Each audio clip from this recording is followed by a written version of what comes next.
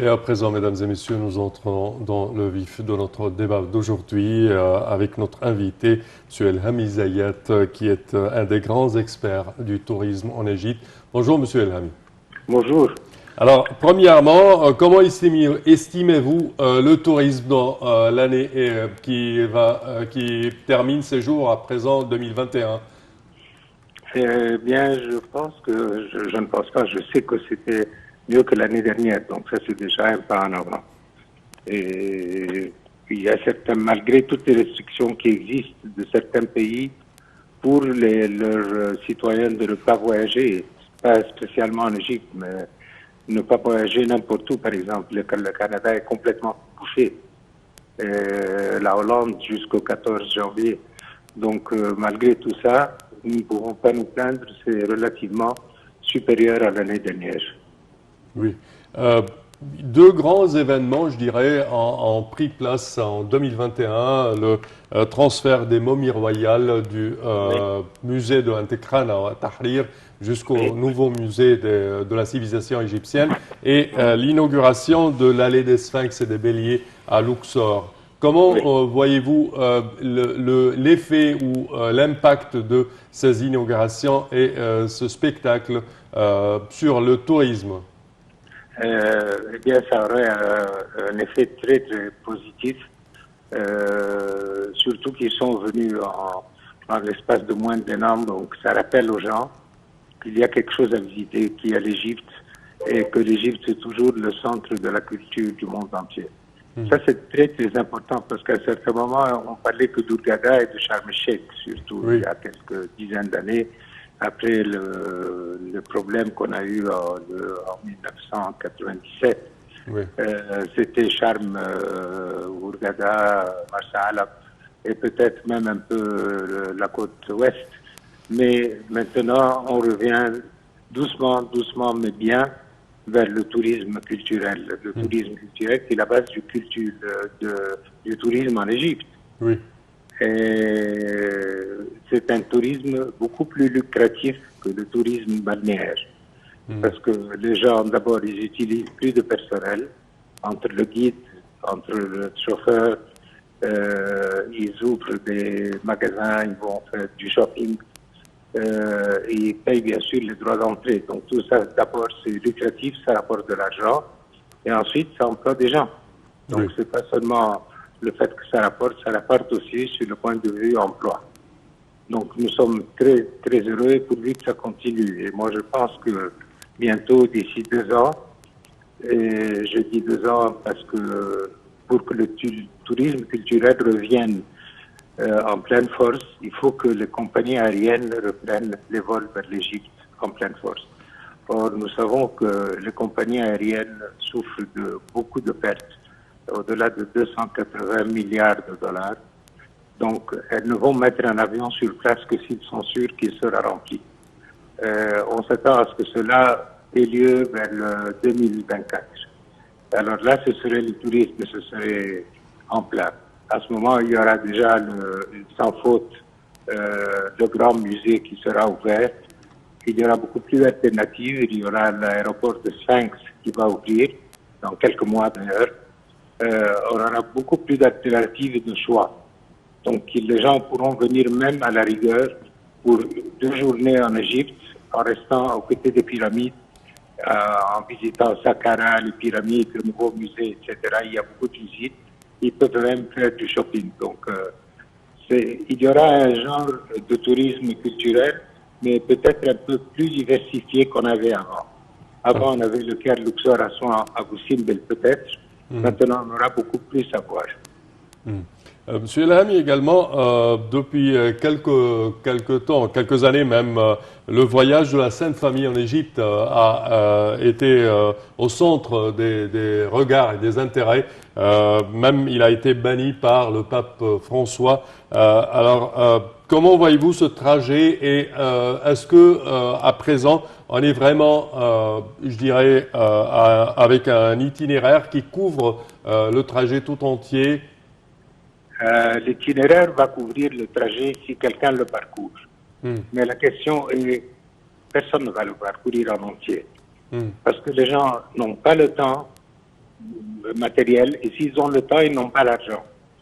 Et vous savez, moi j'étais le vice-président de l'association qui a fait le tourisme. Oui.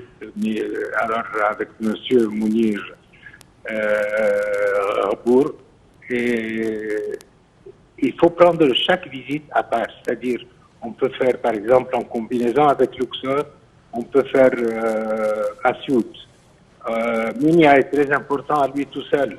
Alors nous avons des endroits superbes et tout seul ils peuvent représenter quelque chose pour le tourisme, pour ce genre de tourisme.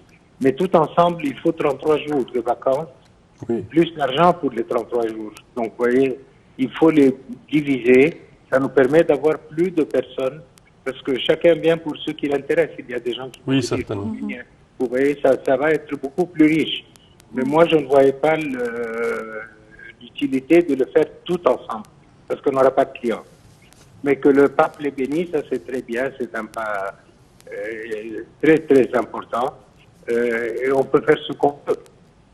Mais je ne pose pas de grands espoirs sur le tourisme, sur le trajet entier.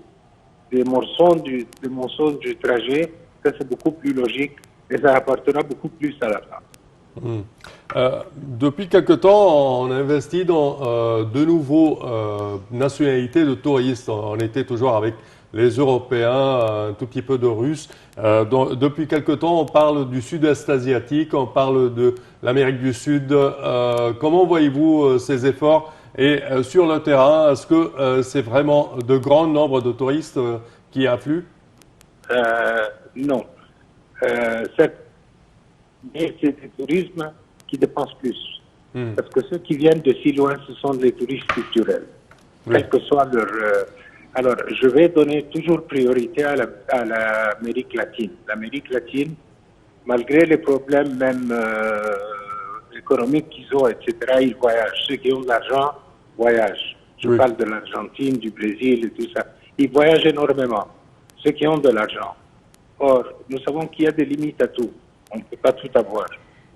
Donc ça, c'est a priori, moi je vois l'Amérique latine retourner. L'Asie du Sud-Est, c'est un peu plus difficile. Parce qu'ils ont beaucoup de restrictions, soit à Hong Kong, soit à Singapour. Ce sont les pays riches Oui. de cette région. Les Japonais, par exemple, ils sont très hésitants toujours. Ils viennent les derniers. Ils vont venir. Moi, je vous dis, c'est garanti vers 2024-2025. Ces gens vont venir. Ici, j'espère que c'est ce que j'ai eu comme conversation avec la Nouvelle-Zélande et l'Autriche et l'Australie. Ils vont revenir à partir de l'année prochaine, à partir de mi-mars ou mi-avril, quand ils vont ouvrir, parce qu'ils sont complètement fermés. Et ça, c'est des touristes qui restent beaucoup plus longtemps que les autres, font beaucoup plus de visites et dépensent beaucoup plus d'argent. Donc, on ne doit pas toujours chercher le nombre partout. Puis Oui. parfois, on cherche le nombre, parfois, on cherche la qualité, parfois, le montant des dépenses. Tout ça, c'est un plus. Donc, il y aura un plus de ces régions, mais il ne faut pas devancer et dire le plus sera demain. Ça ne sera pas demain, mais d'ici un an après l'ouverture du grand musée, l'Australie et la Nouvelle-Zélande et ces endroits vont vraiment y avoir beaucoup qui vont venir en Égypte. Et puis vous serez étonnés, il y aura même des Vietnamiens qui commencent à voyager. Ce n'était pas le cas avant. Oui, ça. Mais Singapour, ils sont beaucoup plus lents et beaucoup plus... ils font très très attention à leurs citoyens, Singapour et Hong Kong. Avant, c'était les pays riches. Et maintenant, ils sont toujours riches, mais ils ne vont pas venir tout de suite. Il leur faut 1 ou 2 ans encore.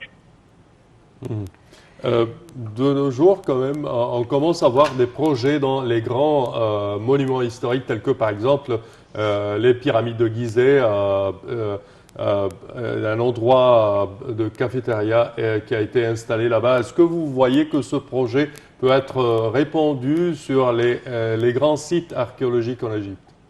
D'abord, chapeau bas pour ceux qui ont fait ce projet. Le ministre du Tourisme, il a bien pensé. Et il n'a pas cédé la garde des trésors, c'est-à-dire la garde des tombeaux. La garde, c'est toujours le ministère qui s'en occupe.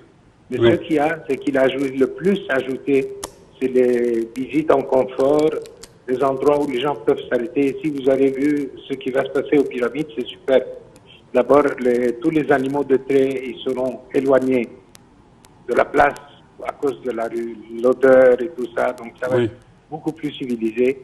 En plus, en prenant en considération les intérêts du tourisme, on va marquer sur des planches le coût d'un cheval pendant 15 minutes, pendant 30 minutes.